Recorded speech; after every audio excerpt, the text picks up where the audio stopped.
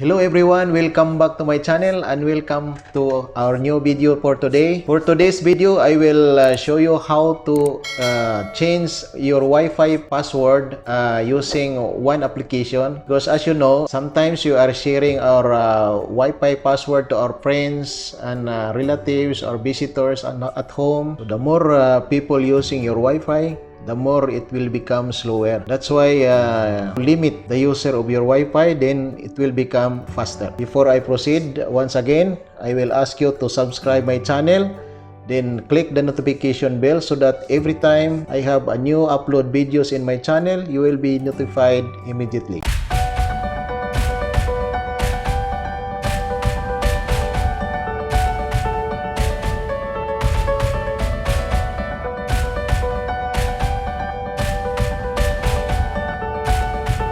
So we will start now.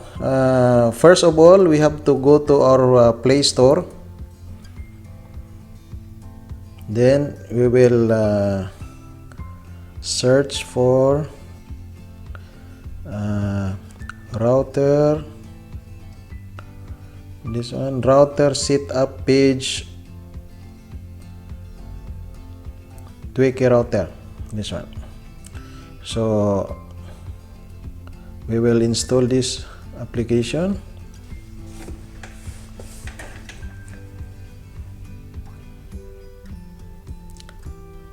Just wait until the application will be installed. Now finish. So what we will do now is to open the application. So just accept. Then here you can see password. So we don't know the password, so in this section we can see select the brand. My pocket Wi-Fi is ZTE brand, so I will select ZTE brand here. Now, the other side, you can see select model. So, the model of your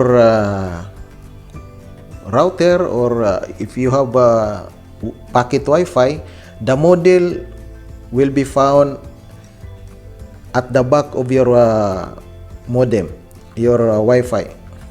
So you have to check at the back of your Wi-Fi. You can find there the model. The model of my ZTE pocket Wi-Fi is MF19V, this one. So I will select. Then as you can see, the default login credentials is username admin and password admin. So I will put here the password admin, and then I will have to log in to my Wi-Fi. Then here you can see the settings. Click the settings. Then at the left side you can find Wi-Fi settings. So here, click the Wi-Fi settings. Then here you can find the passphrase. So if I display the password, I click here. Then this is my password. So I have to change it. I will change it. So shall we see? I will change to this one. Okay. Then you will click apply. In some routers, in some Wi-Fi, this is save. So apply or save, it doesn't matter.